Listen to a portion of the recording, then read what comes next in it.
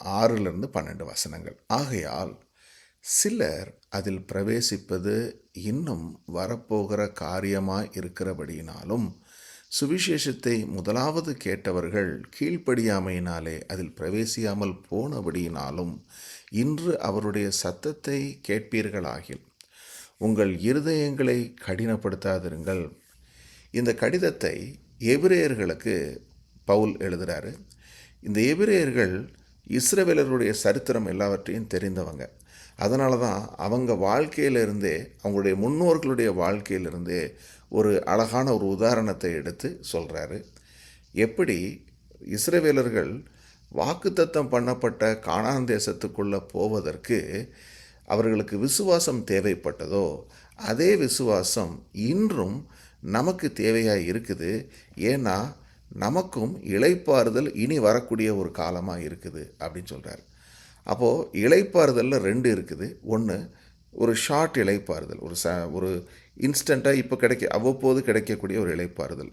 அதுக்கு ஒரு கம்பேரிசன் என்னென்னா, தேவன் அந்த உலகத்தை உண்டாக்குகிற பொழுது அதை எல்லாவற்றையும் முடித்து 6 நாட்கள் எல்லாவற்றையும் முடித்து 7ஆம் நாளில் ஓய்ந்திருந்தார் என்று பார்க்கிறோம்.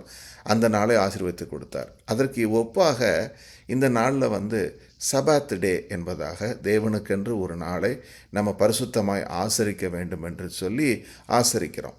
இப்படிப்பட்ட அந்த நாளில் த ரெஸ்ட் டே அப்படின்னு சொல்லக்கூடிய நாளில் தான் பார்த்திங்கன்னா, ஒவ்வொரு டினாமினேஷனில் ஒவ்வொரு விதமான அது ஒரு பழக்கம் இருக்குது. சண்டே அனுசரிக்கக்கூடியது, சாட்டர்டே பண்ணக்கூடியது, இப்படியே வெவ்வேறு வகைகள் இருந்தாலும் அடிப்படை கருத்து என்ன? கர்த்தருக்கென்று நான் ஒரு நாளை பரிசுத்தமாக அனுசரிக்க வேண்டும்.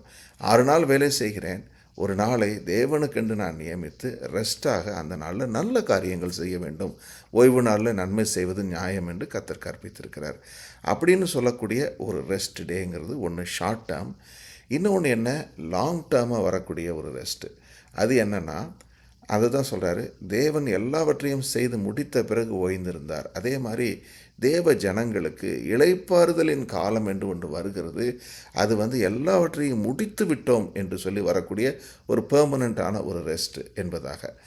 அது என்னென்னா, இனி வரக்கூடிய காலமாக இருக்குது அப்படின்னு சொல்லும்போது இஸ்ரவேலுடைய வாழ்க்கையிலிருந்தே ஒரு எக்ஸாம்பிள் எடுத்து காண்பிக்கிறார். அது என்னென்னா, நூனின் குமாரனாகிய யோசுவா இஸ்ரவேலர்களை நடத்தி கொண்டு போன நாட்களில் கானான் தேசத்தில் கொண்டு போய் சேர்ப்பேன் என்று வாக்குத்தத்தம் பண்ணார்.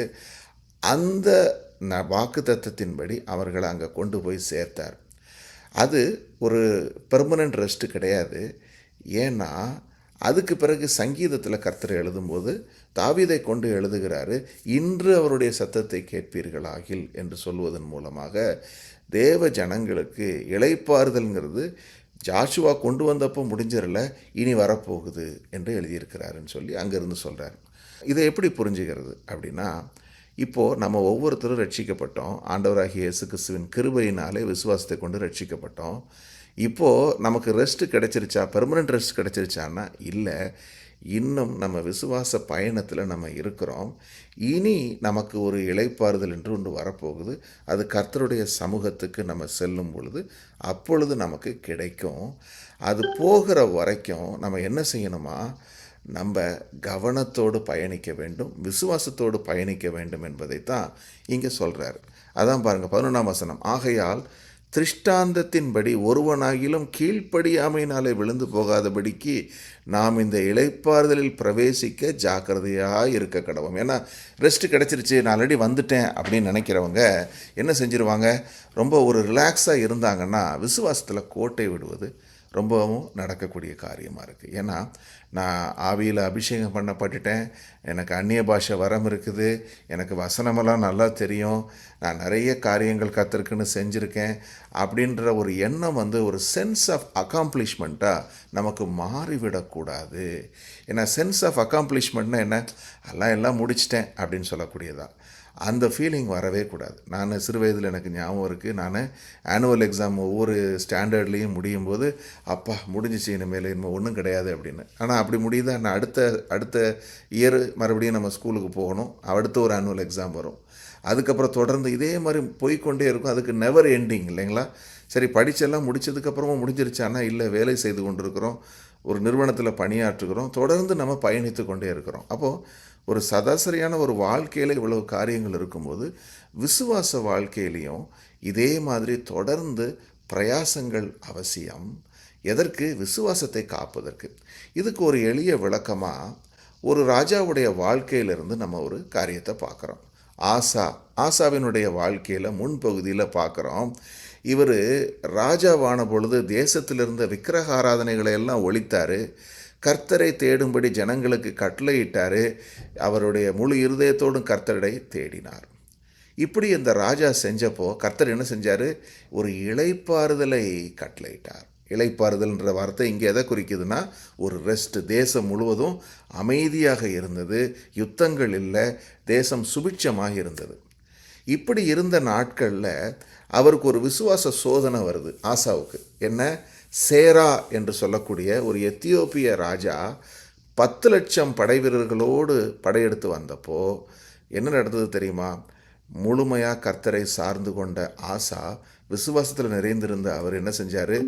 பலமுள்ளவனுக்காகிலும் பலனற்றவனுக்காகிலும் உதவி செய்வது உமக்கு லேசான காரியம் கர்த்தாவே என்று சொல்லி அவ்வளவு பெரிய படையை எதிர்த்து நின்றார். அவர் பாதிக்கு பாதி 5 லட்சம் வீரர்கள் தான் அவர்கிட்ட இருந்தாங்க. ஆனால் வெற்றியை கர்த்தர் கொடுத்தார். தேசத்தில் இளைப்பாறுதல் இருந்தது.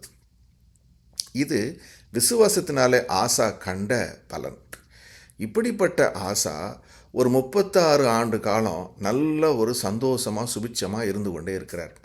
அந்த நாட்களில் நல்ல ரெஸ்ட்ஃபுல்லாக இருந்தப்போ என்ன ஆச்சு? கொஞ்சம் கொஞ்சமாக விசுவாசத்தை விட்டு விலகி அவர் தன்னுடைய சொந்த பலத்தில் காரியங்கள் செய்கிறவராக மாறி போயிட்டார். கர்த்தரை விட்டு விட்டார். அப்படி இருந்தனால என்ன ஆச்சு தெரியுமா? அப்போது அங்கே இதே மாதிரி ஒரு படையெடுப்பு வந்தப்போ சீரியா ராஜாவுக்கு அவர் லஞ்சம் கொடுத்து அவரோடு ஒரு உடன்படிக்கை பண்ணி, அது யார்? சிரியார்கள் இஸ்ரவேலர்களுக்கு விரோதி. அவங்களோட போய் ஒரு உடன்படிக்கையை பண்ணிவிட்டார். இப்படித்தான் நம்மளும் என்ன செய்து விடக்கூடாது? ஒரு ரெஸ்ட்ஃபுல்லாக இருக்கிறோம்னு நம்ம கொஞ்சம் அசட்டையாக இருந்தோம்னா, தேவ வசனத்தை வாசிப்பதிலும் தேவனோடு ஜெபத்தில் செலவு பண்ணுவதிலும் கொஞ்சம் அசட்டையாக இருந்தோம், அல்லது வேலையில் மும்முரமாகி கர்த்தரை தேடுவதில் கொஞ்சம் சுணக்கத்தை காண்பித்தால் அடுத்த நிமிடம் அந்த விசுவாசத்தை நம்ம இழந்து விடுவோம். அப்படி இழந்து விட்டால் என்ன ஆகிவிடுவோம்? இப்படிப்பட்ட ஆபத்துகள் நம் வாழ்க்கையில் வந்துவிடும். அப்படின்றதுக்காக கடைசியில் ஒரு அருமையான வசனம் பாருங்கள். இந்த 12ஆம் வசனம் சொல்லுது, தேவனுடைய வார்த்தையானது ஜீவனும் வல்லமையும் உள்ளதாயும் இருபுறமும் கருக்குள்ள எந்த பட்டயத்திலும் கருக்கானதாயும் ஆத்துமாவையும் ஆவியையும் கணுக்களையும் ஊனையும் பிரிக்கத்தக்கதாக உருவ குத்துகிறதாயும் இருதயத்தின் நினைவுகளையும் யோசனைகளையும் வகையறுக்கிறதாயும் இருக்கிறது. நம்ம விசுவாசத்தில் ஜாக்கிரதையாக இருப்பதற்கு நமக்கு உதவி செய்வது தேவனுடைய வசனம். அது ஜீவன் உள்ளது, அது வல்லமை உள்ளது, அது இருபுறமும் கருக்குள்ள ஒரு பட்டயம். தேவ வார்த்தையை நம்ம வாசிக்கும் பொழுதெல்லாம் தேவன் நமக்கு ஒரு ஆவியை கொடுத்திருக்கிறாரு. ஊனும் கணுக்களும், நம்முடைய ஜாயிண்ட்ஸ் அண்ட் மேரோஸ், எலும்புகளுக்குள்ள இருக்கிறது ஊன். கணுக்களை ஒன்றாக இணைக்கக்கூடியது. நம்ம பாடி அழகா ஜாயிண்டோட இணைஞ்சிருக்கிறதுனால தானே நம்ம செயல்படுகிறோம். இதையும் கூட அது பிரிக்கத்தக்கதாக தேவனுடைய வசனம் ஊடுருவ பாயுது. நம்ம தேவனுடைய வார்த்தையை எடுத்து இப்படி ஆழமாக நம்ம தியானிக்கிற பொழுது, நம்ம சேர்ந்து விவாதிக்கிற பொழுது, ஒரு வேதத்தில் சொல்லப்பட்டிருக்கிற ஒரு உதாரணத்தை எடுத்து நம்ம இப்படி டிஸ்கஸ் பண்ணும்போது, என்றோ நடந்த ஒரு சம்பவம் ஆசா என்கிற ராஜாவுடைய வாழ்க்கையில். அது நடந்து பல 1000 வருடங்கள் நடந்து விட்டன. ஆனாலும் இன்று அந்த கதையை நம்ம வாசித்த மாத்திரத்திலேயே நம்ம இருதயத்திலிருந்து ஆவியானவர் சில எண்ணங்களை வெளிப்படுத்துகிறார். நீயும் அதே மாதிரி தானே இந்த நாளில் இருக்கிற. அன்று ஆசா கர்த்தரை சார்ந்து கொண்ட பொழுது அவனுக்கு பெரு வெற்றிகளை நான் கொடுத்தேன். அதே நேரத்தில் அவன் இளைப்பாறுதலாக, அதாவது ரிலாக்ஸ்டாக இருந்த நாட்களில் அவன் கர்த்தரை விட்டான், அவனுக்கு துன்பம் வந்தது. அதே மாதிரி நம்மளும் என்ன பண்ணியிருப்போம்? நிறைய முறை இந்த மாதிரி ஆண்டவரை விட்டுருப்போம். சில காரியங்களில் பைபிள் வாசிக்கிறதுலையும் ப்ரேயர் பண்ணுறதுலையும் நம்மளுடைய ஆர்வம் இருந்திருக்காது. வேறு விஷயங்களில் மனது போயிருக்கும். அப்போ நமக்கு வந்த பிரச்சனைகள் இவைகளை எல்லாம் நமக்கு நினைப்பூட்டும் பொழுது நம்ம புரிந்து கொள்கிறோம், ஆமாம், நான் விசுவாசத்தை காத்து கொள்ள வேண்டும்.